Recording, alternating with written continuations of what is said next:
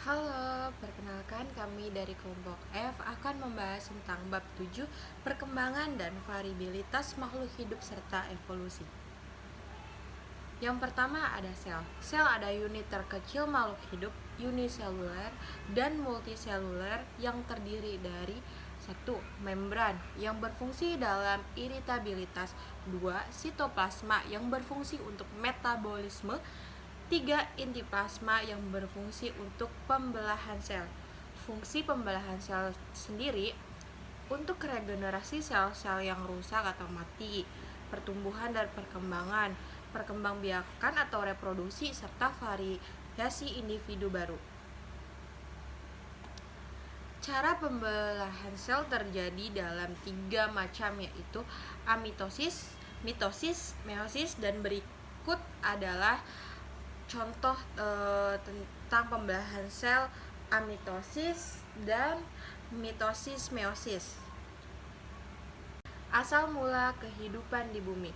Sebelum abad ke-17, para ahli berpendapat bahwa makhluk hidup terjadi dengan sendirinya dari makhluk tak hidup menjadi generasi spontanea. Generasi spontanea atau abiogenesis dari kecebong berasal dari lumpur, ulat berasal dari bangkai, cacing dari tanah, bahkan bahan gandum dapat menjadi tikus dalam satu malam. Teori abiogenesis atau generation spontanea, tokoh teori ini adalah Aristoteles 384 sampai 322 sebelum Masehi. Makhluk hidup berasal dari benda tak hidup. Tokoh abiogenesis yang lainnya adalah John Needham, seorang berkebangsaan Inggris. Needham mengambil kesimpulan bahwa mikroba berasal dari air kaldu. Teori biogenesis percobaan dari para ilmuwan. Louis Pasteur 1822 sampai 1895, seorang ahli biokimia berkebangsaan Prancis, berkesimpulan tentang percobaannya. Pasteur adalah mikroorganisme yang ada pada air kaldu bukan berasal dari cairan benda tak hidup, melainkan dari mikroorganisme yang terdapat di udara. Begitu juga dengan Francesco Redi 1626 sampai 1697 adalah seorang dokter Italia yang membuktikan bahwa ulat berasal dari lalat yang meletakkan telurnya dengan sengaja. Asal mula kehidupan di bumi sebelum abad ke-17, para ahli berpendapat bahwa makhluk hidup terjadi dengan sendirinya dari makhluk tak hidup menjadi generasi spontanea. Generasi spontanea adalah kecebong yang berasal dari lumpur, ulat berasal dari bangkai, cacing yang berasal dari tanah, bahkan bahan gandum dapat berubah menjadi tikus dalam satu malam.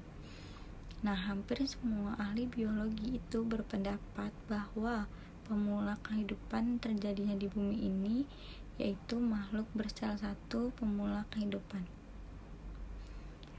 Yang kedua ada petunjuk evolusi, yaitu 1. Fosil. Fosil itu adalah laju erosi, laju sedimentasi, kandungan garam dan radioaktif. Yang kedua ada homologi, 2 organ tubuh yang secara asalnya embrionya sama tetapi fungsi dan bentuknya berbeda. Contohnya alat gerak manusia, burung, dan penguin. Yang ketiga ada analogi, 2 organ tubuh, fungsi yang sama, berbentuknya yang berbeda. Contohnya ada sayap kupu-kupu, burung, dan kelelawar. Yang 4 itu ada embriologi, perbandingan, yaitu vertebrata yang sama. Di sini ada teori evolusi dari Darwin. Ajaran Darwin tentang evolusi yang didasari atas pokok-pokok pikiran. 1. Tidak ada 2 individu yang sama. Yang kedua, setiap populasi berkecenderungan bertambah banyak karena setiap organisme mempunyai kemampuan untuk berkembang biak. Yang ketiga itu ada, untuk berkembang biaknya perlu adanya makanan, ruangan yang cukup, dan kenyataan menunjukkan bahwa bertambahnya populasi tidak berlangsung terus-menerus. Perbedaan makhluk hidup dengan benda mati yaitu makhluk hidup merupakan suatu substansi yang dapat menjalankan proses kehidupan.